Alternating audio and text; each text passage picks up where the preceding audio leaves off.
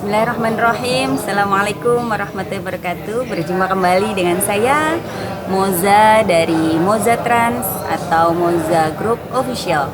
Dan alhamdulillah saya di sini sedang jalan-jalan berziarah ke makam Waliullah yang ke-7 dari Jawa ini, yaitu yang bertepatan di Cirebon, Jawa Barat, Sunan Gunung Jati. Itu rumahnya, tempatnya letaknya dekat dengan rumah saya, sedikit, cuma sekitar setengah jam dari tempat saya tinggal. Dan saya di sini alhamdulillah bertemu dengan Abah Didin, kuncen atau apa nih di sini berarti ya? Ya kuncen. Kuncen ya, kuncen dari makom Sunan Gunung Jati. Mangga barangkali Moza lover semuanya ingin bertanya-tanya ada apa aja sih di Gunung Jati ini, kenapa disebut Gunung Jati, dan mungkin minta cerita sedikit tentang Gunung Jati, Pak Abah Didin. Assalamualaikum warahmatullahi wabarakatuh. Nama saya Pak Didin dan juru kunci di Makom Makbaro Kanjeng Sunan Gunung Jati.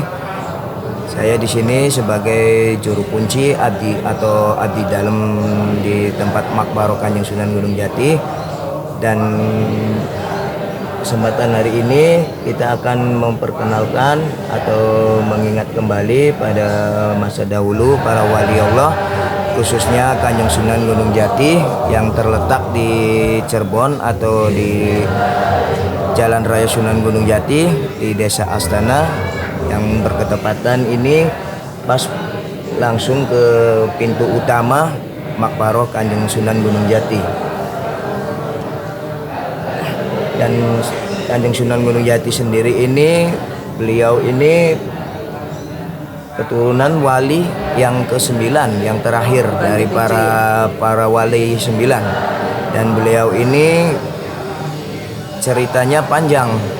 Kalau diceritakan itu ya bisa mencapai berjam-jam lah. Soalnya kalau Kanjeng Sunan sendiri ini keturunan dari cucunya Sang Prabu Siliwangi. Dan Kanjeng Sunan sendiri ini mempunyai ibu yang bernama Nyi Mas Rara Santang, atau yang terkenal sekarang udah masuk Islam, yang di sini dinamakannya Nyi Mas Sarifah Mudaim. Yang beliau ini turun trah langsung dari Kanjeng Prabu Siliwangi sendiri, diperintahkan untuk menyebarkan ajaran-ajaran Islam di tanah Jawa, khususnya di tanah-tanah seperti Cirebon. Dan beliau sendiri itu sebenarnya dilahirkannya itu di istilah itu namanya Arab, Di tanah Arab. di tanah Arab di sana.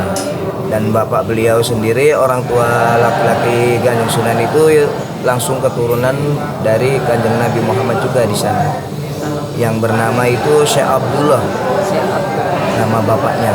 Kalau nama ibunya itu Nyi Mas Rara Santang, atau yang itunya dikenal sebagai Nyi Mas Sarifah Mudaim. Dan ini makom pertama, makom utama memasuki makom Makbaro Kanjeng Sunan Gunung Jati.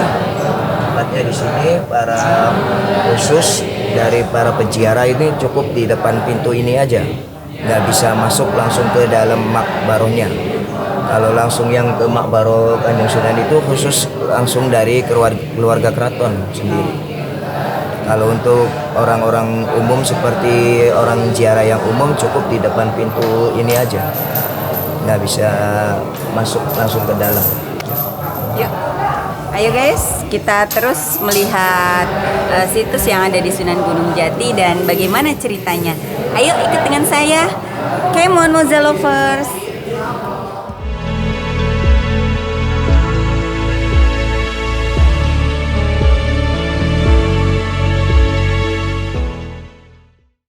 Nah, sekarang ini pintu utama masuk ke makomnya istrinya Kanjeng Sunan, atau yang dari keturunan Cina itu. Nah, namanya Nyi Mas Ong Tin Nio. Kalau udah masuk Islam itu sekarang udah diganti nih namanya Nyi Mas Ayu Rara Sumanding. Kalau yang pertama itu pintu makbaro Kanjeng Sunan Gunung Jati sendiri. Kalau ini pintu masuk ke makom istrinya yang dari Cina itu.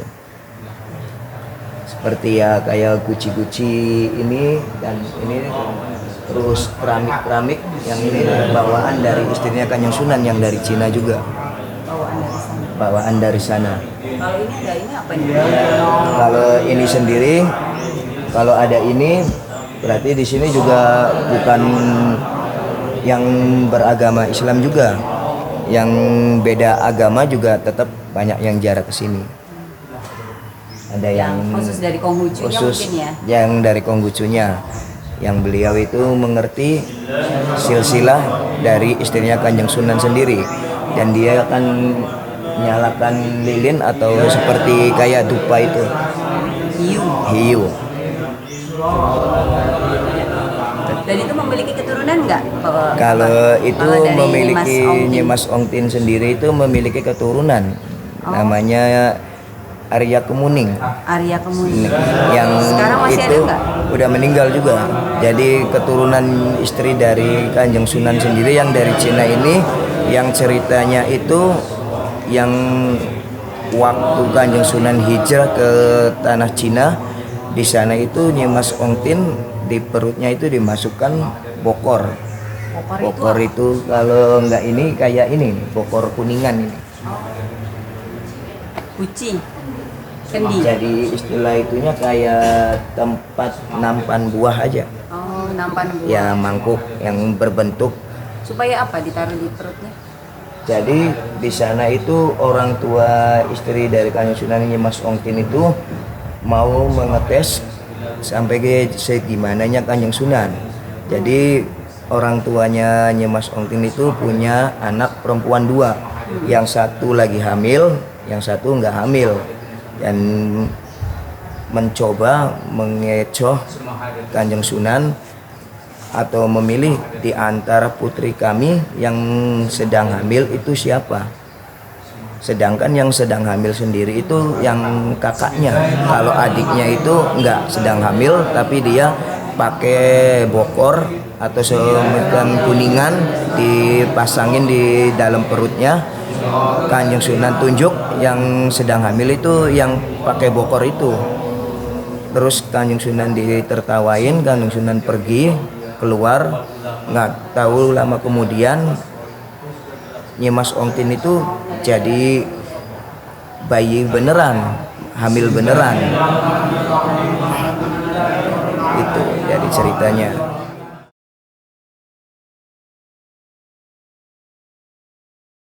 Kalau ini seperti piring-piring dan kuci-kuci kayak ini tinggalan dari istrinya Kanjeng Sunan yang dari Cina. Barangkali ada yang mau berfoto-foto atau buat kenang-kenangan di rumah atau di teman-teman yang lain juga. Kebanyakan para peziarah di sini ikut foto di sini juga. Tinggalan Kanjeng Sunan juga. Jadi ini pendopo, ini namanya pendopo Bailangu. Pendopo? Bailangu. Bailangu. Jadi ini ntar buat acara-acara khusus tradisi yang dinamakan itu namanya apa sih, kayak tayuban itu tuh. Tayuban apa?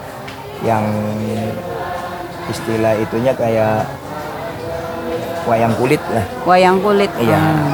Pameran atau wayang kulit kalau setiap tahunnya itu pasti diadakan kalau itu menjelang acara-acara adat tradisi di tempat Makbaro Kanjeng Sunan. Terhubung kalau ini kan acara tahunan, jadi untuk kesehari-hariannya itu bisa dimanfaatkan buat musola juga. Oh, buat musola. Yang sholat di tempat ini.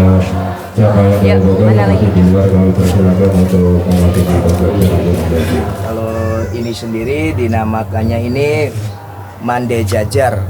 Nah, kalau Mande Jajar ini jadi tempat dulunya itu tempat singgasananya Sang Prabu Siliwangi. Singgasana itu berarti tempat duduk raja.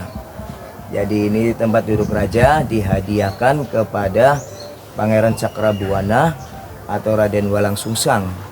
Siapa itu Raden Beliau Walang Sungsang? itu Raden Walang Sungsang itu anak dari Sang Prabu Siliwangi sendiri. Anak pertama Sang Prabu Siliwangi. Sang Prabu Siliwangi sendiri mempunyai 3 anak dan putri. Yang pertama itu Raden Walang Sungsang. Kalau sekarang yang dinamakan itu Pangeran Cakrabuana atau Mbah Kuwu Cerbon. Yang kedua lainnya adalah Nyimas Rara Santang. Dimas Rara. Santang. Sekarang Nyimas Rara Santang udah masuk Islam, namanya diganti sebagai Nyimas Sarifah Mudaim. Yang ketiga itu Raden Kian Santang. Raden Kian Santang. Jadi ini dihadiahkan kepada anaknya Nyimas Rara Santang kepada Kanjeng Sunan Gunung Jati untuk meneruskan dakwah Islam. Dihadiahkan kepada putra pertamanya. Putra pertamanya itu Raden Walang Sungsang atau Mbah Kuwu Cerbon, dihadiahkan lagi ke Kanjeng Sunan untuk dijadikan tempat para musyawarah para wali. Dari tempat singgasananya di sini. Ini dikunci terus ya, Kang? Ya, ini dikunci terus. Nggak boleh. Biar menjaga keutuhan di dalamnya. Ini kan belum diganti dari dulu. Paling atap-atapnya aja yang dicuci atau dibuka setahun sekali? Kalau ini dibersihinnya itu setiap sore Senin sama sore Kamis sama sore Jumat. Sore Senin sama sore Kamis sama sore Jumat.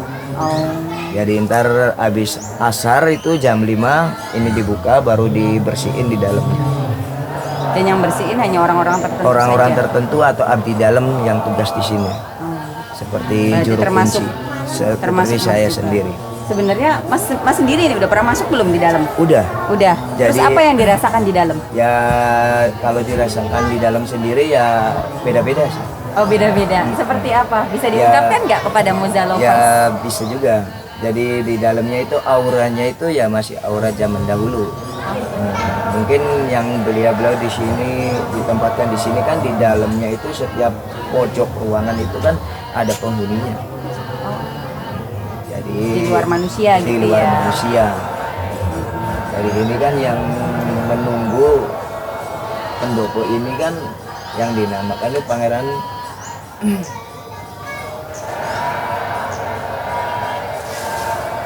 Mande Jajar. Ini berarti yang ditugaskan untuk menjaga ini itu ini yang dinamakan Ki Gede Sampiran.